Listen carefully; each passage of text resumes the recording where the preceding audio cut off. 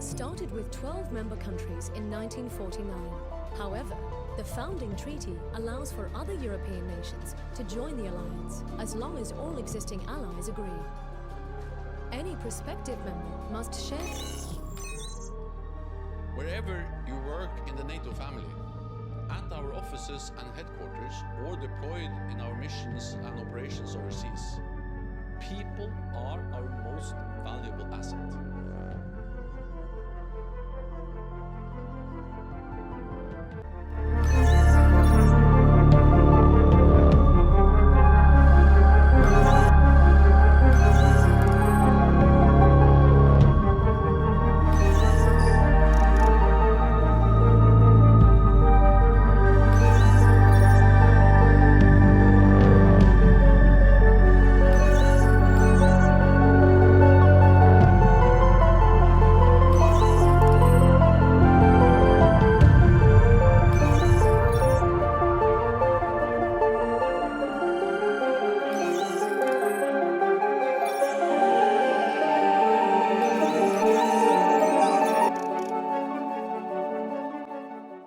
В канун юбилея 90-летия Михаила Сергеевича Горбачева родился 2 марта 1931 года, а также 30-летие распуска Варшавского договора 25 февраля 1991 года. Наши взоры в который раз и не без основания обращаются к причинам и последствиям расширения НАТО в Восточной Европе, что сопровождалось, в свою очередь, усилением военного и политического давления на Россию в первой половине 21 века. Для нас представляет значительный интерес события, которые привели к тому, что НАТО, как антисоветский военно-политический блок, после распада Советского Союза не просто не прекратил свое существование, а значительно продвинулся вглубь Восточной Европы и вплотную приблизился к границам России. В итоге мы наблюдаем, что возникновение военной угрозы со стороны Североатлантического альянса в 20-е годы 21 века не иллюзия и невозможное теоретизирование,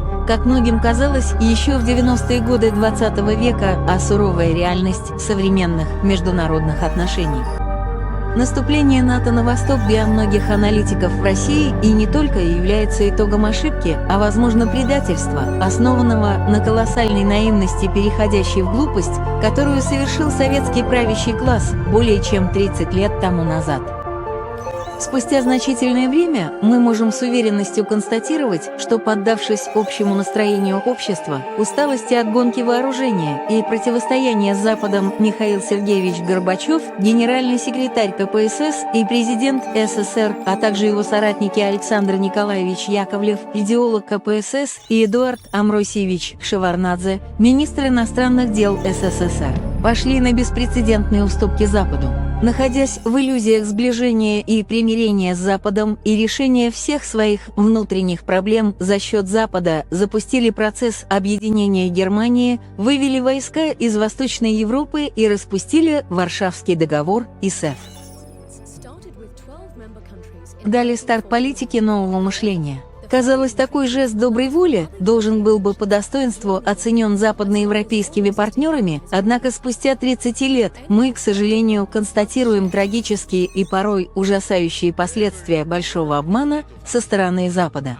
Эти эмоциональные и непродуманные решения, кроме всего прочего, привели к кризису советских элит, в результате которого мы получили Беловежский сговор 8 декабря 1991 года, к юбилею которого мы также неумолимо приближаемся.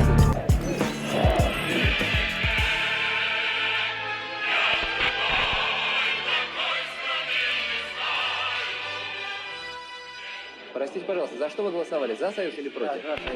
Единого государства, занимающего 1/6 часть суши, больше не будет.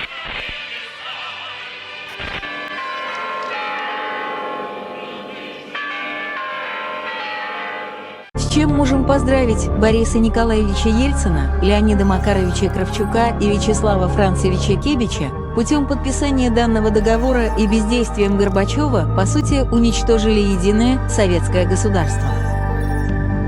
Также США активно внедряла через подконтрольные глобальные и региональные СМИ в сознание мировой общественности образ своей страны как победителя, который имеет полное моральное право формировать парадигму нового мирового устройства. В лучших традициях американской исключительности и миссионизма Джордж Буш-старший заявлял об укреплении в мире либеральной идеологии. В 1991 году, говоря об изменениях в странах Восточной Европы, он отмечал, что США стремятся к построению нового мирового монополярного порядка. Новый порядок, по мнению Вашингтона, должен был бы основан на общечеловеческих ценностях, в числе которых идеи демократии, права человека, верховенство закона и рациональное экономическое управление, которые в совокупности символизируют секрет успешности американской модели развития. Исходя из вышесказанного, президент США поставил своей целью всячески содействовать внедрению и укоренению этих ценностей в восточноевропейских странах и обществах.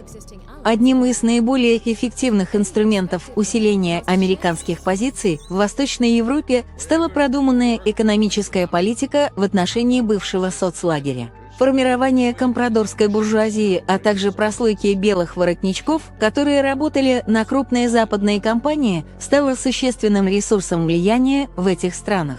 Принцип открытых дверей и равных возможностей значил для постсоветских экономик банкротствами местных производителей и поглощением их американским, в частности и западным в целом, финансовым капиталом. Что происходило на фоне сращения местных партийных элит с новоришами и формирования олигархо-коррумпированных структур, через которые США усиливало влияние в этих странах?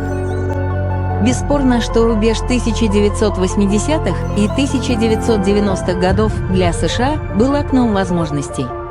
К счастью для США, администрация Буша-старшего понимала, что двери в Восточную Европу открылись и важно успеть в них войти.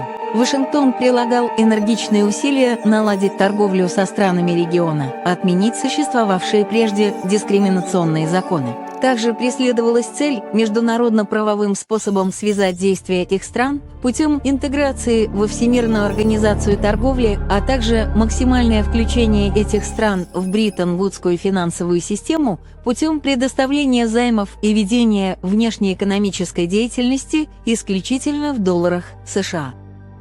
Очень важным для распространения американской либеральной идеологии в Восточной Европе, очевидно, стало продвижение так называемой идеи развития гражданского общества, что подразумевало активное использование различных образовательных программ неправительственных организаций и фондов, целью которых было привлечение лучших умов в США, содействие усилению политического плюрализма и подготовка проамериканской политической элиты и сети проамериканских общественных организаций в бывших социалистических странах, что являлось основой так называемой «мягкой силы США» в регионе. Перечисленные инструменты использовались Соединенными Штатами и в отношении России, внешнеполитическая линия которой в начале 1990-х годов в целом выстраивалась в выгодном для Вашингтона русле. Кремль стремился к либеральным преобразованиям и партнерским отношениям с США. Находясь в этой иллюзии, правящий класс России встал на путь построения демократического общества, политической и экономической трансформации, предпринял беспрецедентное в истории сокращение своих вооруженных сил, осуществил масштабный вывод войск из государств Центральной и Восточной Европы. Не является уже секретом, что США были заинтересованы в том, чтобы максимально ослабить позиции бывшего соперника и купировать все потенциальные и реальные возможности возрождения русского полюса силы. Витальной потребностью США было сделать так, чтобы Россия ни при каких условиях не вернула былое влияние в Восточной Европе. С этой целью Вашингтоном и его западноевропейскими союзниками предпринимались согласованные действия по недопущению усиления роли Москвы на постсоветском пространстве и реальном сближении этих стран вокруг России. Необходимо также отметить, что объективно в начале 90-х годов XX века позиции Запада в этих странах усиливались, что неизбежно усложняло интеграционные процессы на постсоветском пространстве с одной стороны, а с другой создавало угрозу безопасности России. К большому разочарованию идеалистов-либералов в Кремле, военно-политический блок НАТО в середине 90-х годов XX века не только не прекратил свое существование, но и значительно усилился путем распространения своего влияния на ряд стран Восточной Европы, что стало в какой-то мере неожиданностью для российских правящих кругов того периода.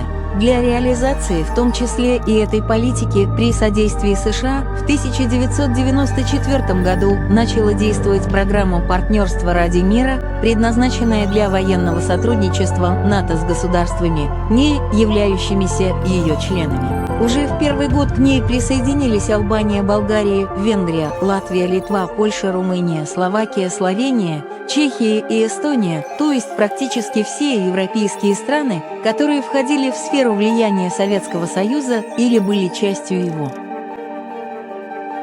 В Москве идеалистично еще продолжали надеяться, что участие в программе касается исключительно сотрудничества бывших стран НАТО, но ни в коей мере не их членства в блоке.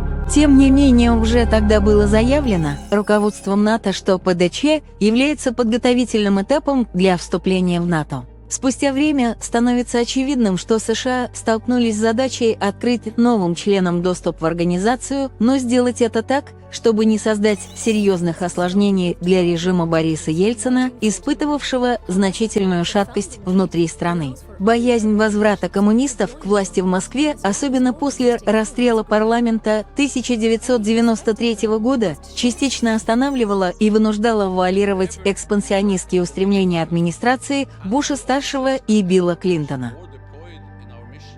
Также немаловажным фактором было то, что правопреемница СССР Ельциновская Россия была сосредоточена на решении внутренних проблем, прежде всего социального и экономического порядка, и еще не сформулировала свои внешнеполитические цели в долгосрочной перспективе, что создавало удобную для стран Запада ситуацию вакуума в регионе. Только в 1994 году, во время встречи с Клинтоном, Ельцин, пожалуй, впервые публично озвучил стремление России сохранить свое доминирование на постсоветском пространстве и желание предотвратить расширение Североатлантического альянса на восток. Позиция Кремля сводилась к тому, что перенесение на Россию прежней конфронтационной логики, базировавшейся на сдерживании Советского Союза, неприемлемо и в сложившихся условиях контрпродуктивно.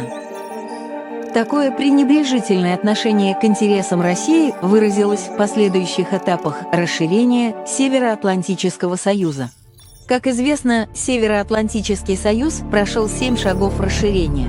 Первое, второе и третье расширения произошли еще до распада Советского Союза. В 1952 году Греция и Турция, 1955 год ФРГ, 1982 год Испания, и которые мы в полной мере можем отнести к последствиям противостояния в холодной войне. Первым тревожным сигналом было объединение Германии. В 1990 году в результате объединения Германии территория Альянса расширилась на земли бывшей ГДР, заняв всю территорию объединенной ФРГ. Хотя в результате переговоров по объединению была достигнута устная договоренность, что иностранные, не германские, войска не будут размещаться на территории бывшей ГДР.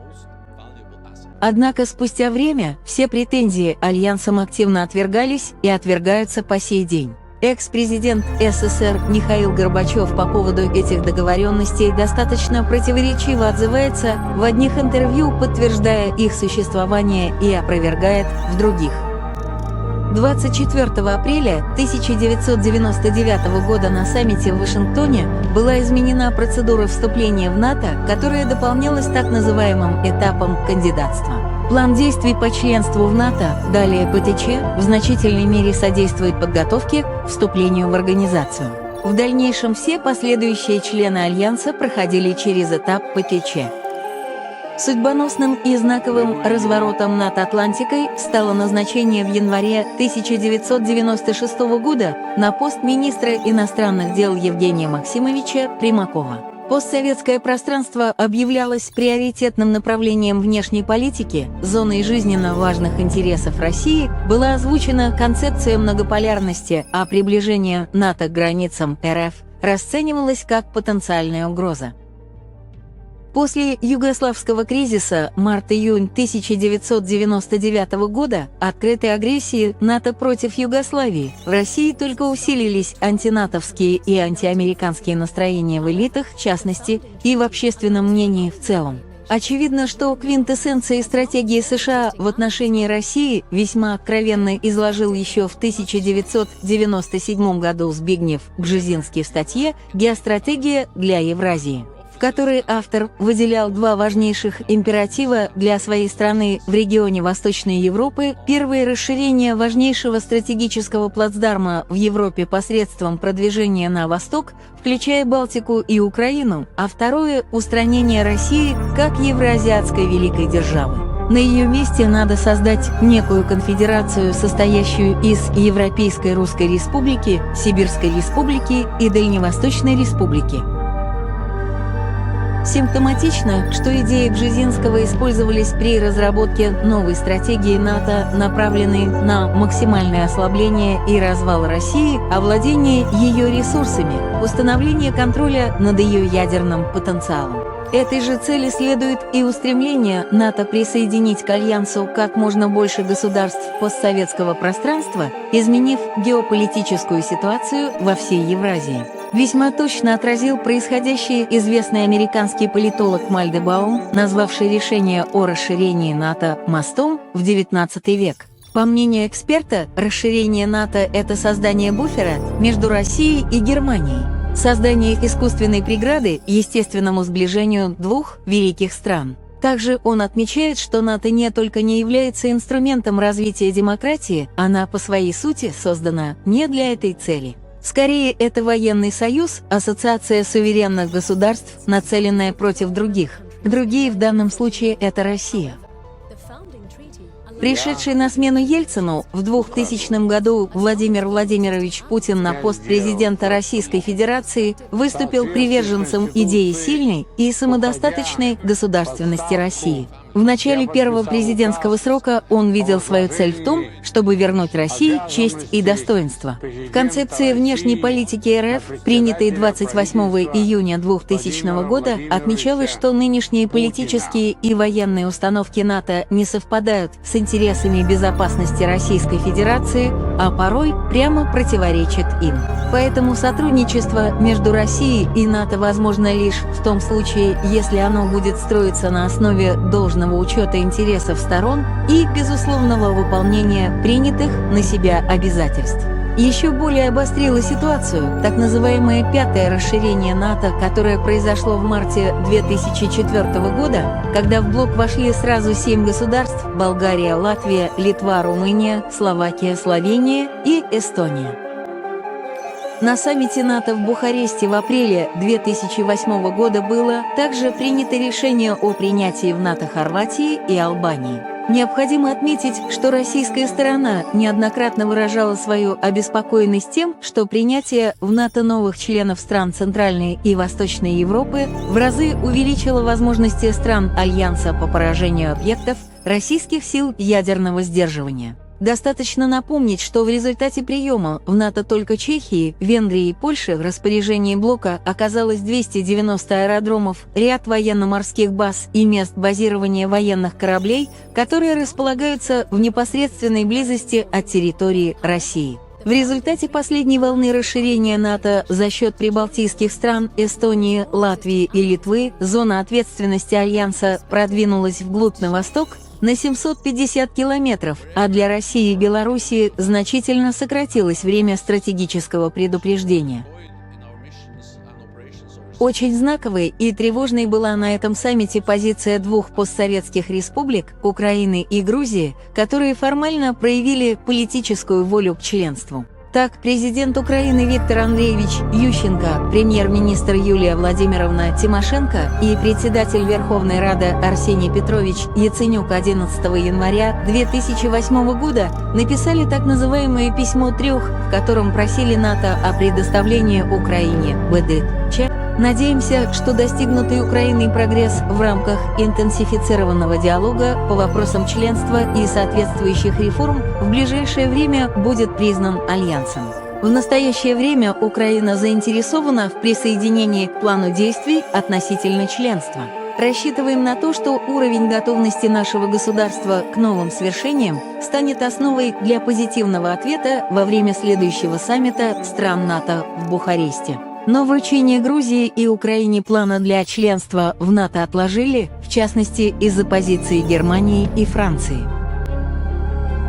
Кроме этого, всенародный опрос на Украине на данный момент не проводился. Исходя из Конституции Украины, только на основании результатов всенародного референдума могло быть принято решение о вступлении или не вступлении Украины в НАТО. Острота вопроса для России была на какое-то время снята сменой власти в Киеве и избранием Виктора Федоровича Януковича на пост президента Украины.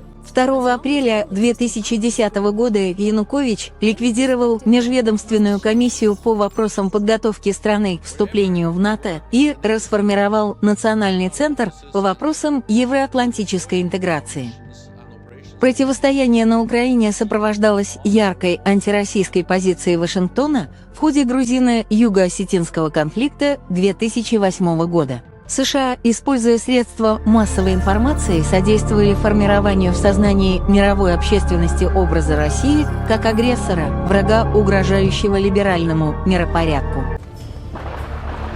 Старики, и большинство из них – это граждане Российской Федерации.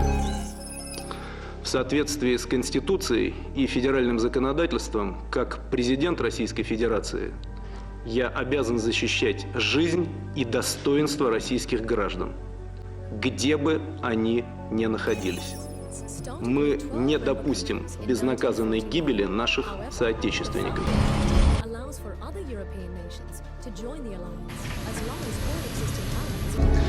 Думаю, что и в Грузии, и в России, и во всем мире теперь стало совершенно очевидно, что стремление грузинского руководства вступить в Североатлантический альянс, в НАТО, продиктовано нежеланием стать частью глобальной системы международной безопасности и внести свой посильный вклад в дело международного мира.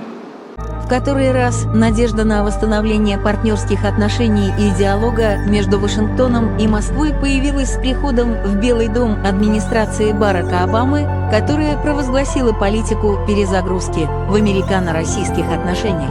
Крушение этих надежд произошло в результате резкого обострения двусторонних отношений, которые случились в 2014 году в связи с политическим кризисом на Украине, в ходе которого произошло воссоединение Крыма с Россией. В военно-стратегическом и геополитическом плане в Восточной Европе Россия до 2014 года отступала и сдавала по очереди всех своих союзников и стратегических партнеров, что сказывалось на международном имидже Российской Федерации.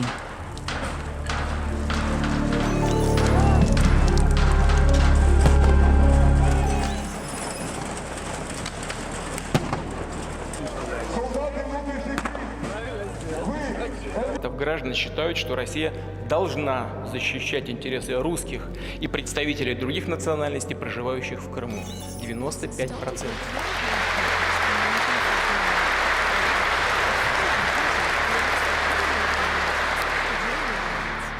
А более 83% полагают, что Россия должна это делать, даже если такая позиция осложнит наши отношения с некоторыми государствами. 86% граждан нашей страны убеждены, что Крым до сих пор является российской территорией, российской землей.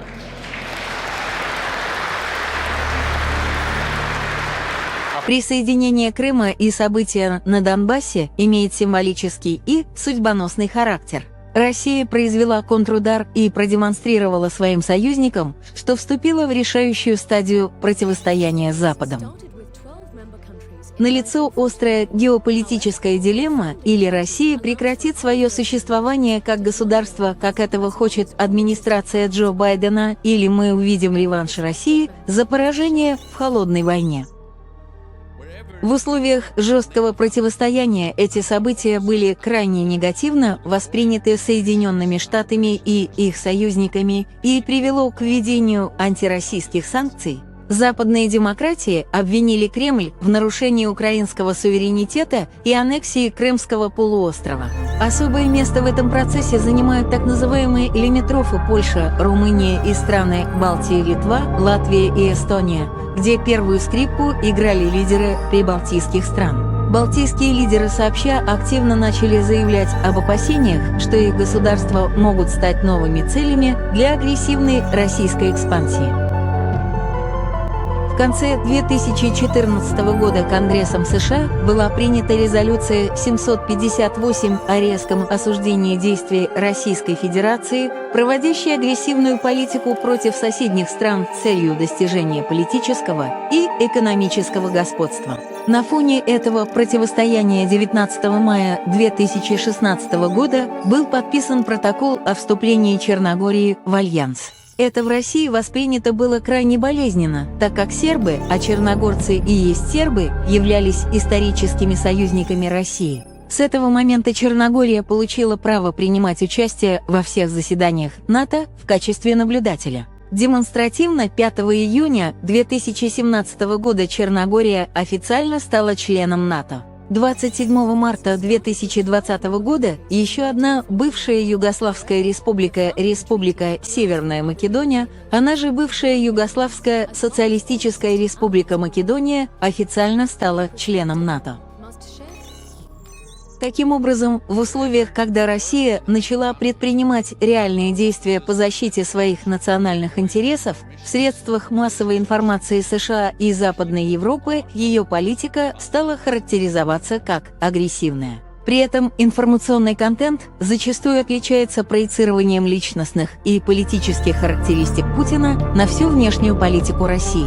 Формируется имидж российского президента как лидера, стремящегося к разрушению демократического мира, сформированного после распада СССР. Происходит процесс демонизации личности президента и персонализации всей внешней политики Российской Федерации.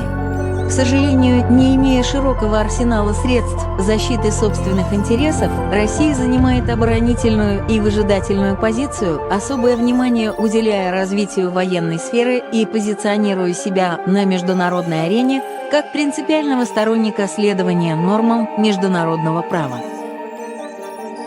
Проводит разъяснительную и информационную кампанию, в которой раскрывает диктаторские и недемократичные планы и методы Вашингтона в навязывании всему миру стандартов, которые не соответствуют ни образу жизни, ни традициям, ни культуре большинства стран. Особое место во внешней политике Российской Федерации занимает идея многополярности мира, не препятствующего реализации национального суверенитета, который учитывает права каждого государства проводить суверенную и самостоятельную внутреннюю и внешнюю политику. Мы видим, к сожалению, попытки монополизировать глобальное информационное пространство, присвоить себе право на истину. Эти тенденции, кстати, распространяются и на национальном уровне, когда в ряде стран, например, фактически возводятся цензурные запреты и барьеры, запреты на иную точку зрения. Практика, которая, на наш взгляд, в корне противоречит и ценностям демократии, и принципу свободы слова, и парламентской традиции в целом. Она по своей природе подразумевает уважение к иному мнению и к иной позиции. В связи с этим своим приоритетом Россия называет тесную интеграцию с соседями с целью сохранить идентичность народов на евразийском пространстве, что институционально выразилось в создании Евразийского экономического союза. Рассматривая Восточную Европу как единый геополитический регион, нельзя забывать о том, что он представлен государствами с разной культурой, менталитетом и политическими традициями. Кроме этого, на протяжении большей части своей истории эти страны были объектами политики великих держав и выступали в качестве разменной монеты в большой геополитической игре, зачастую являясь объектом торга. Кроме всего прочего, и этими причинами объясняется политика восточноевропейских стран, стремление извлечь максимальную выгоду, играя на противоречиях России и западных держав. Констатируя итоги продвижения НАТО на восток, необходимо заметить, что оно сопровождается активным военно-политическим давлением на Россию. В этой политике особое место отводится ведению информационной войны против России, применение двойных стандартов, созданию в ее лице образа врага, угрожающего либеральным ценностям и благополучию мирового сообщества. При Дональде Трампе и в особенности при Джо Байдене Соединенные Штаты на уровне официальных лиц выражают убежденность в том, что в российской политике возрождаются имперские амбиции и агрессивность, которые ставят под сомнение независимость малых государств на российской периферии. В то же время, по мнению определенной части американского истеблишмента и аналитического сообщества, Россия ориентирована на обеспечение своей национальной безопасности в долгосрочной перспективе, где ключевое место занимают масштабные энергетические и транспортные проекты. В этой связи постройка газопроводов «Южный» и «Северный потоки», силы Сибири и развитие Северного морского пути в какой-то мере дают экономическую стабильность и формируют коалицию стран экономических партнеров России. Однако также необходимо отметить, что после распада социалистической системы Россия лишилась эффективных инструментов обеспечения своего влияния в Восточной Европе и оказалась вынуждена занимать оборонительную и выжидательную позицию. Особенно ярко это проявилось в Минском мирном процессе, в частности, и в урегулировании ситуации на Донбассе в целом. Таким образом, устойчивая тенденция к расширению НАТО на восток убеждает Кремль в том, что Вашингтон продолжает политику сдерживания России, вынуждая ее уделять особое внимание развитию армии и современной военной техники. Объявленные в мартовском обращении 2018 года президентом Владимиром Путиным новые образцы вооружений стали беспрецедентными. В какой-то мере это был асимметричный ответ России на развертывание странами НАТО своей ПРО. Вызовы, большие задачи наполняют особым смыслом нашу жизнь. Нам надо быть смелыми в замыслах, в делах, в поступках, брать на себя инициативу, ответственность, становиться сильнее, а значит приносить пользу своей семье, детям, всей стране. Менять мир, жизнь страны к лучшему, создавать Россию, о которой мы вместе мечтаем. После торможения Минского формата, а также усиления пронатовской риторики на Украине, все более звучат призывы к милитаризации экономики и деоккупации страны. Общественное мнение в России как никогда направлено на колоссальный скачок в своем экономическом и политическом развитии. России жизненно важен прорыв в экономической и особенно в технологической сфере перед страной, в которой раз остро стоит вопрос преодоления технологического и экономического отставания от Запада. Открытость экономики к инновациям и опережающему развитию является одним из определяющих качеств конкурентоспособности российской экономики. В то же время в дипломатической риторике на международной арене Россия позиционирует себя как страна, готовая к равноправному диалогу с США, сторонник многополярного мира, в котором все страны имеют возможность проводить самостоятельную суверенную внешнюю и внутреннюю политику. В связи с этим особое значение придается соблюдению норм международного права, невмешательству в дела суверенных стран, которыми, по мнению Москвы, Соединенные Штаты зачастую пренебрегают, руководствуясь правом сильного, навязывая разным странам свои ценности и идеалы и стремясь, тем самым, к утверждению однополярного мира.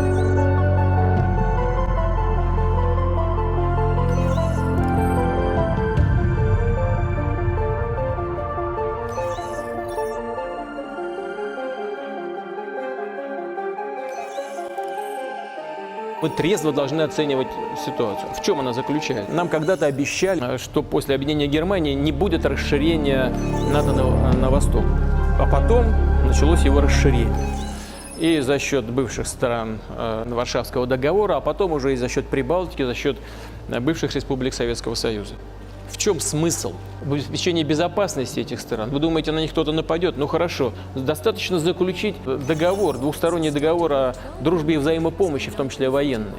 И безопасность этих стран будет обеспечена. Ответ. Вас это не касается. Народы и страны сами имеют право выбирать способ обеспечения своей безопасности. Ну хорошо, это правда. Но правда также и то, что когда инфраструктура военного блока подвигается к нашим границам, мы должны предпринимать какие-то ответные шаги. И это ведь тоже правда. В этом нам тоже никто не может отказать. это вынуждает нас к каким-то ответным действиям. Кстати говоря, и наше решение по Крыму в том числе было связано отчасти и с этим. Конечно, прежде всего и главным образом это поддержка крымчан, но и соображение, если мы ничего не сделаем, то в какое-то время, руководствуясь теми же самыми принципами, втащат в НАТО Украину и скажут, вас это не касается. И натовские корабли окажутся в городе русской военно-морской славы, в Севастополе. Дело даже не в эмоциональной стороне этого вопроса. Крым, конечно, выдается в Черное море, в центре находится как бы, но исходя из военных соображений, он такого значения, как в 18-19 веке не имеет, имея в виду наличие современных ударных средств поражения, в том числе и береговых. Если туда зайдут войска НАТО, они же там поставят эти ударные средства. Тогда для нас это имеет уже геополитическое значение. Тогда Россия окажется практически выдавленной из Причерноморья. Остается маленький кусок берега, там 450 или 600 километров. Все. И это вот реально выдавливание России из этого очень важного для нас региона мира, за которое сколько косточек русских положено там в течение всех этих предыдущих веков. Это серьезная вещь, но мы должны и будем учитывать эти обстоятельства и соответствующим образом реагировать. То же самое происходит, как я сейчас только сказал, и с нашими переговорами по размещению элементов противоракетной обороны США. Это не оборонительные системы, это часть наступательного потенциала, вынесенного на периферию. Все прекрасно это понимают, отдают полностью себе в этом отчет. Говорят, ну, поверьте нам, что это не против вас. Вы знаете, даже наше предложение подписать какую-то ничтожную бумажку юридическую, где бы было написано, что это не против нас. Наши американские партнеры отказываются даже от этой малости. Это удивительно, но это факт. Естественно, у нас возникают вопросы. А почему же вы не подписываете, если считаете, что это не против нас? Когда размещают эти элементы в Европе, тогда нам придется что-то делать в ответ. Это раздувание гонки вооружений. Зачем это делать? Гораздо лучше посмотреть на эту проблему, если есть какие-то ракетные угрозы с каких-то направлений. И определить систему управления этой системой, доступ к управлению. Вместе это делать. Нет, не хотят.